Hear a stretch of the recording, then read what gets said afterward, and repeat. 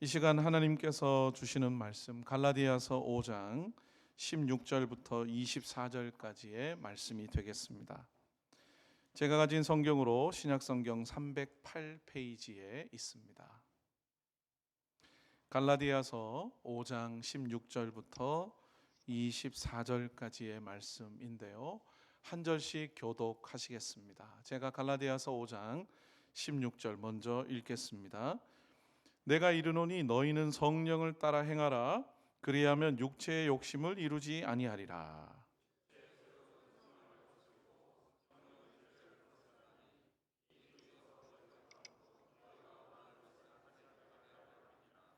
너희가 만일 성령의 인도하시는 바가 되면 율법 아래에 있지 아니하리라.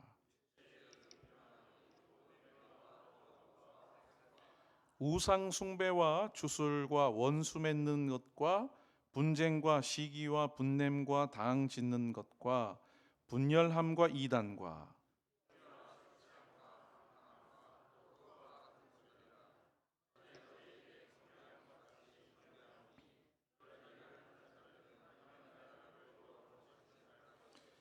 오직 성령의 열매는 사랑과 희락과 화평과 오래 참음과 자비와 양선과 충성과 함께 봅니다. 그리스도 예수의 사람들은 육체와 함께 그 정욕과 탐심을 십자가에 못 박았느니라. 아멘. 얼마 전에 이색 대회가 있었더라고요. 이 고층 빌딩의 계단을 오르는 그런 대회인데 여기 옆에 잠실에 여러분 이 높은 월드 타워가 있지 않습니까? 거기에 이제 이름을 이렇게 붙였어요. 스카이런이다. 555m고요. 2,917개의 계단을 올라가는 수직 마라톤입니다. 123층이 도착 지점인데 여러분 계단 오르기가 하체 운동의 끝판왕이라는 거 아십니까? 그만큼 정말 힘들다는 거죠. 그렇지만 운동 효과는 확실한 거죠. 그러니까 여러분 지금 계단을 달려서 올라가는 거예요. 남자부에서는 37세의 안시성을 가진 분이 18분 32초로 1등을 했고, 여러분이 안 놀라시니까 제가 놀랍니다. 여자부에서는 글쎄 몇 살일까요? 53세의 김 씨가 21분 8초로 1위를 했습니다. 이분이 지방에서 올라오셨는데 집이 24층인데 날마다 근력 운동과 계단 오르기를 하면서 준비를 했다는 거예요. 여러분 이분들 얼마나 꾸준히 이 지속 훈련을 반복해 왔길래 그렇게 할 수 있을까요? 두 말하면 잔소리죠. 각고의 노력을 하지 않겠습니까? 여러분도 나의 건강을 위해서 꾸준히 하시는 운동들이 있으신지 모르겠어요. 반복하는 운동들. 여러분 이렇게 나의 육체적인 변화와 열매를 위해서도 꾸준한 실천이 필요하다면 눈에 보이지 않는 것 같지만 영적인 신앙 훈련은 어떠할까요? 눈에 보이지 않기 때문에 오히려 더 중요하고 더 필요합니다. 오늘도 나는 무엇을 지속 실천하고 계십니까? 먼저 본문이 놓인 위치를 한번 파악해 본다면 이 앞뒤 문맥 살피기인데 우선 앞을 보면 13절부터 15절인데 수평적 관계를 주목하고 있어요. 한번 같이 읽어보시죠. 시작. 형제들아 너희가 자유를 위하여 부르심을 입었으나 그러나 그 자유로 육체의 기회를 삼지 말고 오직 사랑으로 서로 종 노릇하라. 온 율법은 내 이웃 사랑하기를 내 자신같이 하라 하신 한 말씀에서 이루어졌나니 만일 서로 물고 먹으면 피차 멸망할까 조심하라. 이 사랑하라는 거죠. 사랑으로 서로 종 노릇하라는 겁니다. 그러지 않고 만약 서로 물고 먹으면 어떻게 돼요? 같이 망한다는 거예요. 여러분 은혜로 얻은 자유잖아요. 우리가 죄에서 자유하게 되었습니다. 근본적인 자유죠. 그 자유로 사랑의 열매를 맺으며 살아가는 게 마땅하다는 겁니다. 그런데 만약 서로 사랑하지 않으면 어떻게 될까요? 피차 멸망하는 공멸밖에 없다는 겁니다. 이걸 바울이 야생동물이 잔인하게 서로를 공격해서 물어뜯는 그런 이미지로 표현을 했어요. 만일 서로 물고 먹으면. 따라서 성도는 이것을 피하고 경계하고 멀리하고 서로 사랑하는 게 마땅하다는 것입니다. 그리고 본문 뒤를 보면 25절과 26절인데 역시 이웃과의 이 수평적인 관계에 대해서 언급하면서 그 관계를 강조하고 있어요. 서로 노엽게 하지 말라. 시기 질투하지 마라. 헛된 영광 제발 버려라. 성령으로 살고 성령으로 행해라. 자, 같이 한번 읽어볼까요? 25절부터 시작. 만일 우리가 성령으로 살면 또한 성령으로 행할지니 헛된 영광을 구하여 서로 노엽게 하거나 서로 투기하지 말지니라. 여러분 여기서 무엇을 주목하게 되죠? 자유를 얻은 것은 존재의 변화가 일어났다는 거예요. 죄의 종이었잖아요, 우리는. 근데 거기서 해방이 되었습니다. 구원의 은혜를 얻은 거예요. 주님께서 거저 주신 놀라운 자유를 우리가 얻어서 먼저 하나님과의 관계가 변화가 되었잖아요. 그죠? 여러분 죄로 인해서 이전에는 하나님과 어떤 관계였어요? 원수 관계였어요. 그런데 이제 화목하게 됐잖아요. 그래서 이제 하나님을 사랑하며 살아가잖아요.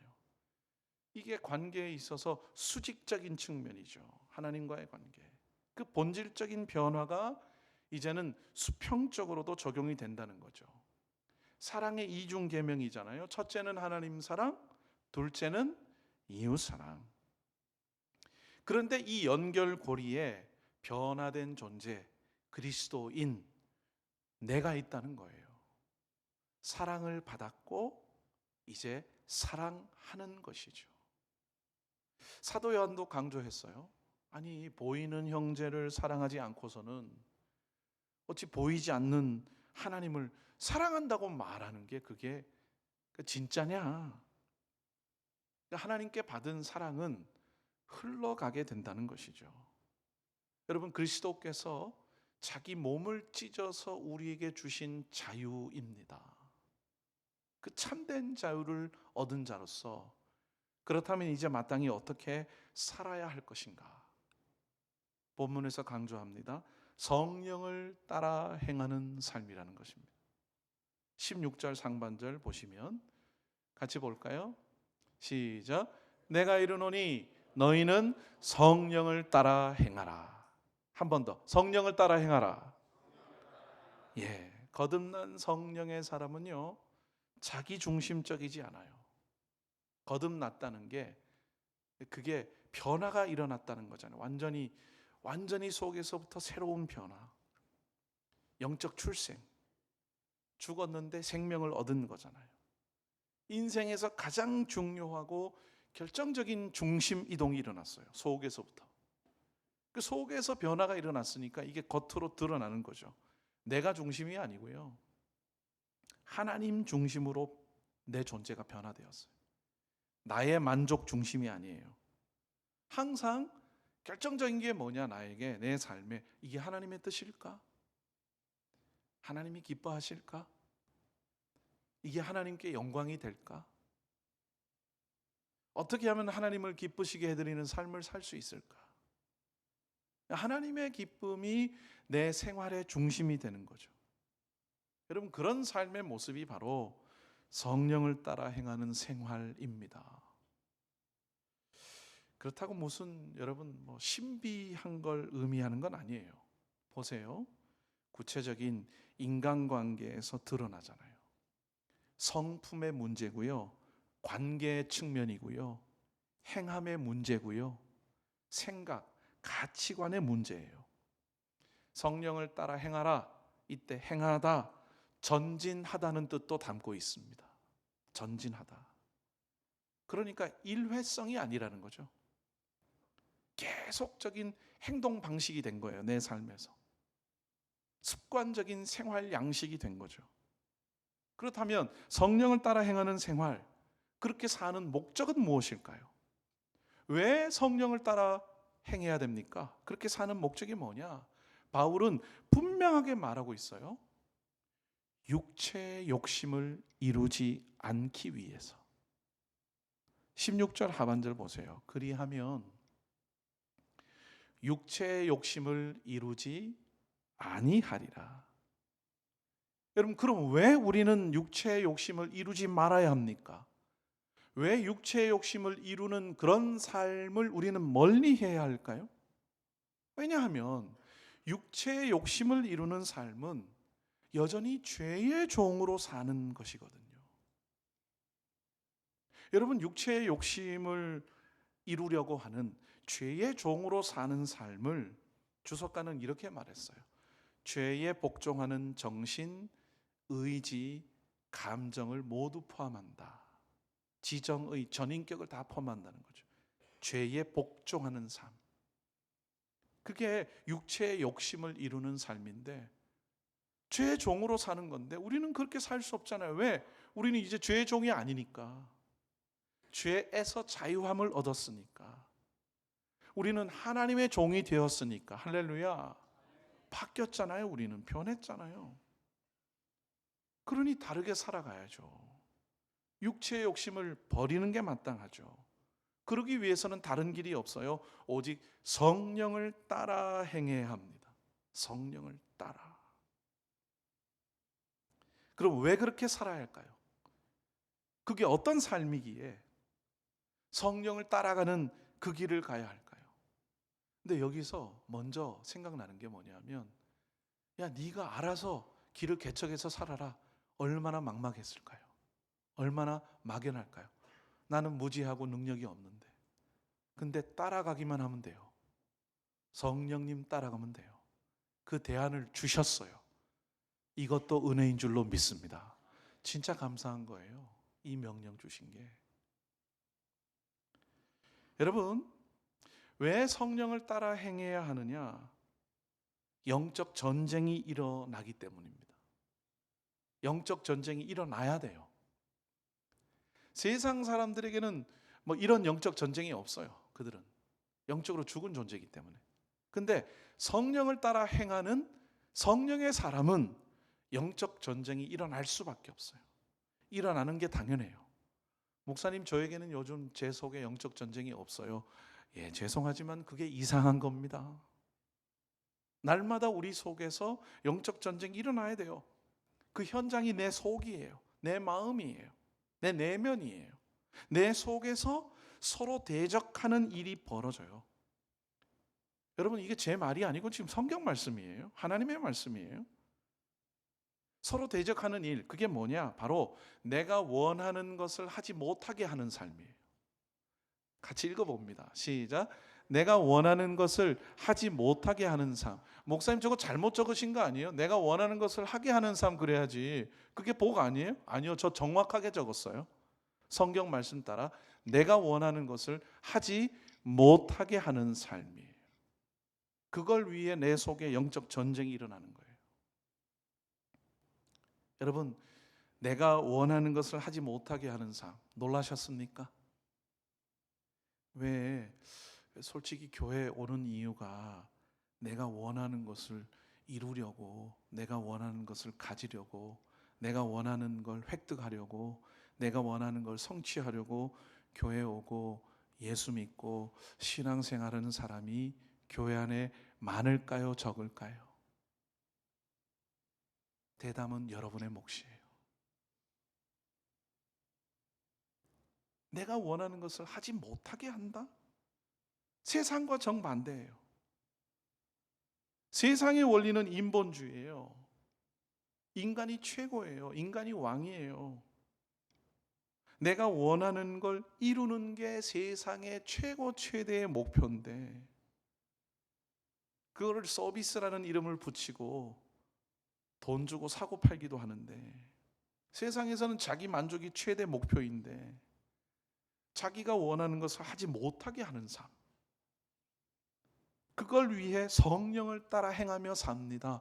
누가요? 어떤 종류의 사람이? 성령의 사람이. 어떤 사람들이? 그리스도인이, 예수님 믿는 사람들이, 믿음의 사람들이, 종교인이 아니라 신앙인이, 그냥 무리가 아니라 제자가, 이렇게 존재 인생 목적이 바뀌었고, 거룩의 핵심에는 분리, 구별이 있습니다. 다르다는 거죠. 17절 같이 한번 읽어봅니다. 내가 원하는 것을 하지 못하게 하는 삶. 영적 전쟁. 시작. 육체의 소욕은 성령을 거스르고 성령은 육체를 거스르나니 이 둘이 서로 대적함으로 너희가 원하는 것을 하지 못하게 하려 함이니라. 여러분 기도 제목 찾으셨죠? 내가 원하는 것을 하지 못하게 하려 함이라. 이런 삶이 바로 인도하심을 받는 삶입니다. 따라합시다. 인도하심을 받는 삶. 그냥 내가 자기 주도적인 삶이 아니라 인도하심을 받는 삶이에요. 16절에서 봤어요. 성령을 따라 행해요. 여러분 따라서 행한다는 것은 인도하심을 받는 거예요. 내가 막 만들어서 내가 이끌어가는 주도적인 삶이 아니고 인도하시는 분을 믿고 인도하시는 분을 의지하고 그분을 따라가요. 누구의 인도하심인가? 여기서 메시지가 분명해요. 성령의 인도하심입니다. 성령의 인도하심. 내가 마음대로 앞서지 않아요. 성령님의 이끄심을 따라가는 겁니다. 여러분 그런데 이게 가능한 이유는요. 성령의 사람이니까 가능한 일이에요. 성령의 사람 아니면 성령을 따라 행하지 못해요. 성령의 사람 아니면 인도하심을 따라가지 않아요. 성령의 사람이니까 가능한 거예요. 거듭났으니까. 육의 사람은 육체의 욕심 따라 살죠. 내 육체의 욕심이 아무리 크더라도 그거 이루는 게, 그거 채우는 게, 개걸스럽게 다 채우는 게 내 인생 목표인데. 하지만 성령의 사람은 거듭났거든요. 영적 출생을 했거든요. 새 생명을 얻었거든요. 새로운 인생이거든요. 그렇기 때문에 성령님의 인도하심을 받을 수 있는 거예요. 자, 18절 같이 한번 읽어봅니다. 시작. 너희가 만일 성령의 인도하시는 바가 되면 율법 아래에 있지 아니하리라. 자, 그런데 성령의 인도하시는 바가 되면, 인도하심을 받으면 어디 아래에 있지 않다고요? 예, 율법 아래에 있지 않다. 이게 무슨 뜻일까요? 자, 구원의 개념으로 이해하시면 됩니다. 구원의 개념. 여러분 4장 5절 보시면 율법 아래에 있는 자들을 속량하시고 이런 표현이 나와요. 동의어 표현이 있어요. 율법 아래에 있다. 죄 아래에 있다. 저주 아래에 있다. 다 같은 말이에요. 구원받기 전에 죄인의 상태를 뜻합니다. 지배, 속박의 상태죠. 그런데 성령의 인도하심을 받는 성령의 사람은요, 이미 속량받았으니까, 이미 구원받았으니까, 이미 건지심을 얻었으니까, 이미 죄 사함을 받았으니까, 이미 해방되었으니까 더 이상 율법 아래에 있지 않습니다. 죄 아래에 있지 않습니다. 저주 아래에 있지 않습니다. 벗어났고 자유하게 되었습니다. 왜죠? 무슨 근거로? 그리스도께서 우리의 죄값을 대신 지불하셔서 여러분을 구속, 구원, 속량해 주셨기 때문인 줄로 믿습니다. 그렇다면 4장 21절에 율법 아래에 있고자 하는 자들이 나옵니다. 과연 누굴까요? 그들은 어떤 자이길래 율법 아래에 있고자 하는 자들입니까? 바로 자기 노력으로 율법을 지켜서 스스로 자기 의로움에 도달하려고 하는 자들이죠. 당시 유대 율법주의자들이죠. 그러나 실상은 스스로 인간은 율법 아래에서 벗어날 수가 없습니다. 그것은 불가능한 일이에요. 율법을 지킬 수 없는 연약한 죄인이기 때문이죠. 따라서 정죄와 형벌에서 자유할 수 없습니다. 인간은 스스로. 은혜가 필요한 거예요. 자, 5장 4절 같이 한번 읽어봅니다. 시작. 율법 안에서 의롭다함을 얻으려 하는 너희는 그리스도에게서 끊어지고 은혜에서 떨어진 자로다. 율법주의자들은 자기 노력과 힘을 믿지 그리스도를 믿지 않아요. 내 열심을 믿고. 그들은 주님의 은혜를 붙들지 않습니다. 그들은 가난한 마음이 없어요. 그들의 마음은 항상 교만해요. 이게 바로 그리스도에게서 끊어지고 은혜에서 떨어진 오만한 자의 실상이라는 거죠. 시편 1편에 그들은 자기 꾀로 사는 인생이겠죠. 그럼 죄인이 어떻게 죄에서 자유함을 얻을 수 있을까요? 죄에서 자유함, 구원이죠. 이것은 그리스도께서 거저 주시는 선물인 줄로 믿습니다. 구주께서 거저 주실 때 나는 믿음으로 받는 거예요. 믿음으로 받는 은혜의 선물이죠. 에베소서 2장 8절, 참 중요한 구절인데 같이 한번 읽어보겠습니다. 시작. 너희는 그 은혜에 의하여 믿음으로 말미암아 구원을 받았으니 이것은 너희에게서 난 것이 아니요 누구의 뭐라? 하나님의 선물이라. 여기서 두 가지 표현을 기억하면 좋겠어요. 믿음을 통해, through faith. 그 믿음이 통로가 되어서 그 구원의 선물을 받는다는 거죠. 믿음을 통해. 그리고 구원의 근거는, 뿌리는 어디 있느냐? 오직 은혜로. by grace. 오직 은혜로. 본문 앞단락에 있는데요. 5장 1절 같이 한번 읽어볼까요? 시작. 그리스도께서 우리를 자유롭게 하려고 자유를 주셨으니 그러므로 굳건하게 서서 다시는 종의 멍에를 매지 말라. 나의 구주 되신 예수님, 아멘이십니까? 그리스도를 통해 우리가 참된 자유를 얻었는데, 그럼 이제 그렇게 얻은 자유로 무엇을 할 것인가? 나는 날마다 어떻게 살 것인가? 그리스도인에게 주어진 본분, 인생의 사명이잖아요. 마땅히 죄의 종으로 살지 않고 그리스도의 종답게 살아가야죠. 그리스도의 종은 당연히 성령을 따라 행합니다. 왜인가? 성령의 사람이기 때문에 그런 것이죠. 자, 그렇다면 육체의 일, 육체의 욕심을 따라 살면 그 결과는 무엇일까요? 19절부터 21절까지 나와요.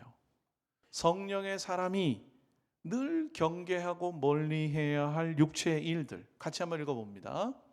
시작. 육체의 일은 분명하니 곧 음행과 더러운 것과 호색과 우상 숭배와 주술과 원수 맺는 것과 분쟁과 시기와 분냄과 당 짓는 것과 분열함과 이단과 투기와 술 취함과 방탕함과 또 그와 같은 것들이라. 전에 너희에게 경계한 것 같이 경계하노니 이런 일을 하는 자들은 하나님의 나라를 유업으로 받지 못할 것이요. 여러분, 구체적인 여러분을 위해 제가 미리 다 세어봤습니다. 15가지가 기록되어 있는데 역시 가장 다수는 뭘까요? 이웃과의 관계 문제에 집중되어 있어요. 관계 문제. 다시 말해서 성품의 문제이고 인격의 문제이고 존재의 문제라는 거예요. 원수 맺는 거 미움이죠. 분쟁, 다툼이죠. 시기, 질투죠. 분내는 거, 성내는 거죠. 당 짓는 것, 이기적인 야망 때문이죠. 분열하고 투기, 시기죠. 주님께서 맺게 하신 그 관계 속에서 나는 과연 주님께 그 엄청난 사랑을 받고 죄에서 자유함을 얻었는데 그 사랑이 흘러가는가? 내 성품과 인격으로 이웃을 사랑하는가? 이웃을 사랑하지 못하는가? 하지만 성령의 열매가 있습니다. 성령을 따라 행하는 삶의 결실이죠. 성령을 따라 행하는 사람이 삶에 남기는 발자취가 있습니다. 성령을 따라 살면 그 열매는 뭐냐? 22절부터 23절에 나오는데 하나님의 나라를 유업으로 받을 자들, 즉 성령의 사람들이죠. 그러니까 성령의 사람이니까 맺는 열매고 성령을 따라 행하니까 맺게 되는 성령의 열매인데, 여러분 잘 들어보세요. 여기서 열매라는 말이 헬라어로 까르포스라는 말인데 이게 복수가 아니라 단수예요. 보통 우리가 성령의 9가지 열매 이렇게 말을 하면 성령의 열매가 9가지구나 복수로 생각하기 쉬운데, 이 원어 성경을 보니까 단수라는 거죠. 그렇다면 이게 뭘 의미하느냐? 여러분 이 한 분 한 분 그리스도인 성도님들 한 인격에서 맺어지는 성령의 열매의 9가지 측면이라는 겁니다. 나라는 존재의 한 인격에서 맺어지는 성령의 열매의 9가지 측면이라는 거예요. 이 9가지는 서로 유기적으로 연결되어 있어요. 그래서 그 9가지의 특징 혹은 태도가 나타나는데 같이 한번 읽어봅니다. 시작. 오직 성령의 열매는 사랑과 희락과 화평과 오래 참음과 자비와 양선과 충성과 온유와 절제니 이 같은 것을 금지할 법이 없느니라. 여러분, 사랑은 희생, 애정, 섬기는 것을 포함하죠. 희락은 뭐냐? 기뻐하는 건데 하나님과의 관계 속에서 누리는 기쁨인데, 하나님과의 관계 속에서만 누릴 수 있는 거예요. 사람과의 관계는 항상 조건적일 수 있는데 하나님과의 관계에서는 무조건적인 행복감을 누릴 수 있어요. 왜? 하나님이 우리에게 무조건적으로 다가오셨고 무조건적으로 은혜를 주셨고 무조건적인 사랑을 주셨거든요. 그 사랑의 극치가 독생자를 내어주신 갈보리 십자가 대속의 사건이잖아요. 그래서 이 희락은 하나님과의 관계 속에서 누릴 수 있는 무조건적인 행복감을 뜻합니다. 화평은 무엇보다 하나님과의 화목한 관계에서 죄 사함 받았잖아요. 그죠? 거기서 오는 이 내면의 평온함, 거기에 뿌리를 두고 있어요. 그러니까 이거는 구원론적인 개념이 먼저예요. 구원받지 않고는 이 진정한 화평을 누릴 수가 없다는 거죠. 그리고 오래 참음은 해로움 그리고 고통까지도 견뎌내는 인내를 뜻합니다. 우리 청년들 얼마나 여러분에게 인내의 이 열매가 많이 맺히는지 모르겠는데, 인생을 살아가면서 인내에 대한 이 부분 많이 기도하면서 하나님, 제가 이 부분에서 자라가게 해 주시옵소서. 우리 모두의 사실 평생의 기도 제목이죠. 그리고 자비는 다른 사람에 대한 자상한 배려를 의미합니다. 다른 사람에 대한 자상한 배려. 그리고 양선은 이 적극적인 자비의 모습이에요. 소극적이지 않아요. 적극적인 자비의 모습이 양선이고, 충성은 군대에서 뭐 충성 그러는데 믿을만 하다는 거죠. 이 변치 않는 신실함입니다. 그게 충성이에요. 온유는 인내 속에서도 순종하는 겸손과 양순한 태도를 뜻합니다. 인내 속에서 진짜 힘든 가운데에서도 온유할 수 있는가? 거기서 이제 겸손과 양순의 태도가 나타나는 거예요. 그리고 절제는 이 욕심과 열정까지도 선을 지키는 거예요. 우리가 욕심은 절제한다는 걸 잘 이해하는데 열정도 절제해야 된다. 이 부분도 각자 우리가 많이 좀 생각해야 봐야 할 부분이 아닌가 싶습니다. 여러분, 이렇게 말씀 앞에 주님 앞에 한참을 서서 나는 성령의 9가지 특징, 성령의 열매 9가지 특징 얼마나 맺고 있을까? 뭐가 가장 부족할까? 한참 이 말씀 앞에서, 주님 앞에서 내 모습을 돌아보면서 성찰하는 기회가 우리에게는 자주 필요할 것입니다. 그런데 끝부분을 다시 주목하면 이 같은 것을 금지할 법이 없느니라. 무슨 뜻입니까? 9가지 측면의 성령의 열매를 금하는 법은 없다는 거죠. 여러분, 앞에 있는 육체의 일은 금하는 법이 있잖아요. 그 육체의 욕심을 이루는 것은 금해야죠. 마땅히. 왜? 그건 죄니까. 그렇죠? 하지만 성령의 열매는 금하지 않아요. 아름다운 거예요. 도리어 마땅히 권장해야 할 일이죠. 더 많이 맺을 수 있도록. 그러니까 당연히 살아야 할 모습이라는 겁니다. 완전히 달라진 그리스도인의 정체성입니다. 이전 옛 자아는, 옛 사람은 죽었습니다. 그리스도를 통해 새 생명을 얻은 새로운 존재잖아요. 여러분, 고린도후서 5장 17절. 그런즉 누구든지 그리스도 안에 있으면 새로운 피조물이라. 이전 것은 지나갔으니 보라 새 것이 되었도다. 우리 청년부 겨울 수련의 주제 성구였어요. 본문 24절도 주목해 볼까요? 같이 읽어봅니다.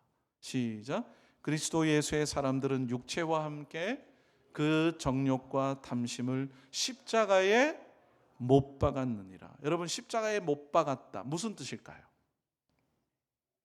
십자가에 못 박으면 어떻게 돼요? 그렇죠. 죽음을 뜻합니다. 더 이상 생명이 없다는 거죠. 정욕을 십자가에 못 박았고 내 탐심을 십자가에 못 박았어요. 그러니 나의 정욕은 죽었어요. 나의 탐심도 죽었어요. 죽은 건 어때요? 힘을 쓰지 못하죠. 전혀. 왜? 생명이 없으니까.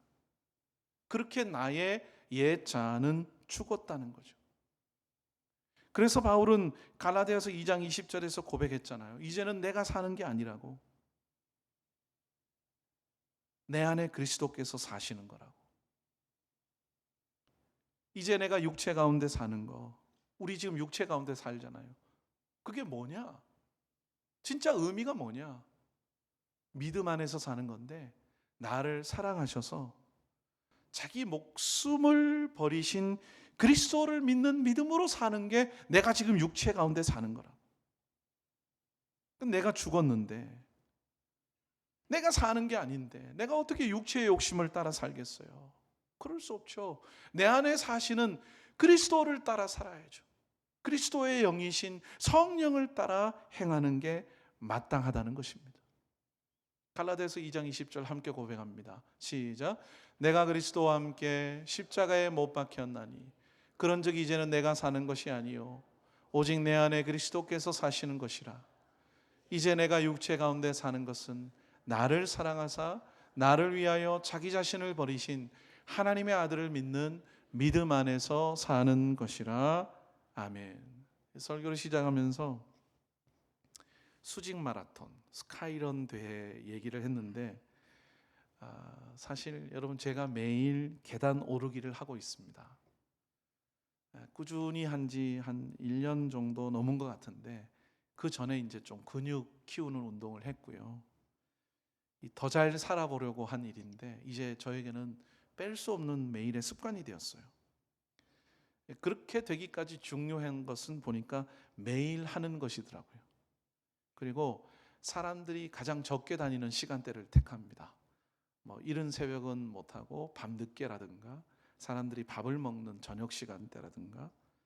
이건 혼자 하는 운동이고요. 저는 혼자 하는 운동도 잘해요. 자신과의 외로운 싸움이고 이제 20층 높이인데 매일 평균적으로 제가 6번에서 7번 올라갑니다. 이런 우와 이게 나온 이유는 보기에는 물근육처럼 못하게 생겼는데 좀 하네 이거죠. 보기와 다르다는 거죠. 어제도 제가 7번 했어요. 적을 때는 5번 했고 가장 많이 할 때는 10번도 했습니다. 그러니까 평균 하루에 한 140층 정도의 계단을 오르는데 물론 내려올 때는 무릎이 소중하니까 엘리베이터를 타고 내려옵니다. 그러니까 2번 딱 오르고 나면 제가 원래도 땀이 많은데 땀구멍이 확 열리면서 땀이 그냥 비 오듯이 쏟아져요. 그리고 숨을 막 헐떡이게 되고 근육이 느껴집니다. 123층 스카이런 대회 기사를 읽어보면서 제가 재밌는 생각을 했어요. 아, 내년에는 나도 출전해 볼까? 한번 해볼 만한데 5만 원 내고 한번 출전해 볼까? 근데 주일날 하면 저는 못 갑니다. 예, 주일날 하더라고요. 토요일날 하면 가겠는데. 그러면서 오늘 본문 앞에 섰는데 참 부끄러운 부분이 있었어요. 나는 성령을 따라 행하기 위해서 매일 무슨 실천을 믿음으로 지속하고 있지? 그 영적 훈련의 강도가 엄청 세서 땀이 비 오듯 하고 숨을 헐떡이게 되더라도 심지어 막 금방 죽을 것처럼 힘들어도 주님이 감당치 못할 시험당함을 허락하지 않으신다 하셨는데 나의 영적 단련을 위해 나는 기꺼이 감내하며 인내하고 있을까? 내 영혼은 주님 앞에서 매일 어떻게 살고 있을까? 참 부끄러웠습니다. 잘 못 참을 때가 많거든요. 귀한 예배자 여러분, 세상에 육체의 욕심을 따라 사는 사람들이 많아요. 너무 흔하죠. 뭐 여기저기 온통이에요. 대세죠. 그렇게 사는 게 넓은 문, 넓은 길로 가는 거죠. 근데 그 속에서 여러분은 좁은 문, 좁은 길로 가기를 주님의 은혜로 선택하게 된 분들입니다. 성령을 따라 행하는 자들, 바로 여러분, 우리 청년들, 성도님들, 믿음의 사람들이죠. 근데 이 길을 가다 보면 좁은 문, 좁은 길이니까 혼자와의 싸움을 해야 될 때가 많아요. 아무도 없는 것 같아도. 근데 여러분, 혼자가 아니에요. 좁은 길 혼자 가는 거 아닙니다. 우리 주님께서 항상 여러분과 함께 하시고 동행하시는 줄로 믿습니다. 그러니까 여러분이 너무 힘들어하면 주님은 안아주시고요, 업어주시고요, 옆에 공감해주는 한두 사람을 붙여주시고요. 주님은 결코 여러분을 떠나지 않으시고 버리지 않으세요. 근데 그 사랑 너무 내가 힘들어서 의심되고 외로워서 의심되세요? 우리는 그렇기 때문에 오늘 이 시간에도 주님 앞에 나와서 찬송하며 말씀 들으며 기도하며 갈보리 십자가를 바라보는 줄로 믿습니다. 여러분을 향한 주님의 사랑이 영원히 확증되었습니다. 그 사랑 결코 변치 않아요.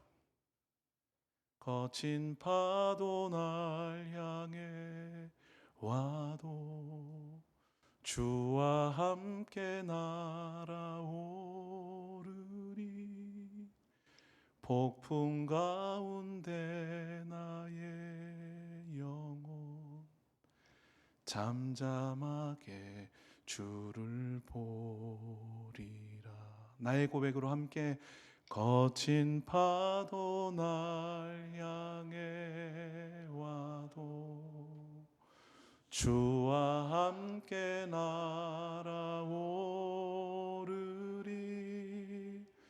폭풍 가운데 나의 영혼 잠잠하게 주를 보리라. 오늘 오전에 우리 담임 목사님을 통해서 주신 말씀과도 연결되는 그런 찬송이죠. 디모데전서 4장에 이런 말씀이 있습니다. 경건에 이르도록 내 자신을 연단하라. 육체의 연단은 약간의 유익이 있으나 경건은 범사에 유익하니 금생과 내생에 약속이 있느니라. 여러분, 본문 16절 마음에 새기며 다시 한번 읽어볼까요? 시작. 내가 이르노니 너희는 성령을 따라 행하라. 그리하면 육체의 욕심을 이루지 아니하리라. 아멘. 사랑하는 우리 청년들, 귀한 성도님들, 매주 한 주 한 주 믿음으로 치열하게 세상을 사시느라 정말 수고 많으십니다. 이제 다시 영적 전쟁터로 돌아가는데요. 여러분, 영적 전쟁이 내 속에서 일어나는 거 당연하게 생각하시고요. 성령의 사람이니까 내가 원하는 거 못하게 되어야 합니다. 그리고 그 영적 전쟁터의 출발점이 내 마음이고 가장 치열한 현장이 내 속, 내 내면, 내 영혼, 내 마음이라는 거 잊지 마시기를 바랍니다. 그런데 그 내 마음을 주님께서 새롭게 하신 줄로 믿습니다. 그러니 가정에서, 학교에서, 일터에서, 세상에서 우리 제자답게 자기 만족을 위해 살지 말고, 우리 인생 목적 변화됐잖아요. 육체의 욕심을 이루지 않기 위해서 말씀 붙들고 기도하며 살아가십시다. 주님께 간절히 은혜를 구하며 사십시다. 그래서 결국 나를 부인하는 자리에까지 이르고 거기서 내 십자가 지고 주님을 끝까지 따라갈 수 있기를 소망합니다. 날마다 성령님의 인도하심을 따라 전진하며 매일 성령을 따라 한 발 한 발 행하며 승리하시는 우리 성도님들, 청년들 되시기를 축복합니다. 기도하겠습니다. 하나님 아버지, 우리를 성령의 사람으로 만들어 주셔서 성령을 따라 행할 수 있는 이 특권 주셔서 감사합니다. 세상은 넓은 문, 넓은 길로 나의 욕구를 만족시키기 위해 달려가고 있지만 우리는 나는 죽고 예수로 사는 삶, 내 안에 사신 주님의 뜻을 따라 내가 원하는 것을 이루는 것이 아니라 주님이 기뻐하시고 주님이 영광 받으시는 그 길을 가기 위해 오늘도 말씀 붙들고 기도하며 주님 앞에서 좁은 문, 좁은 길을 걸어가는, 날마다 성령을 따라 행하는 우리 사랑하는 청년들, 우리 성도님들 되게 하여 주시옵소서.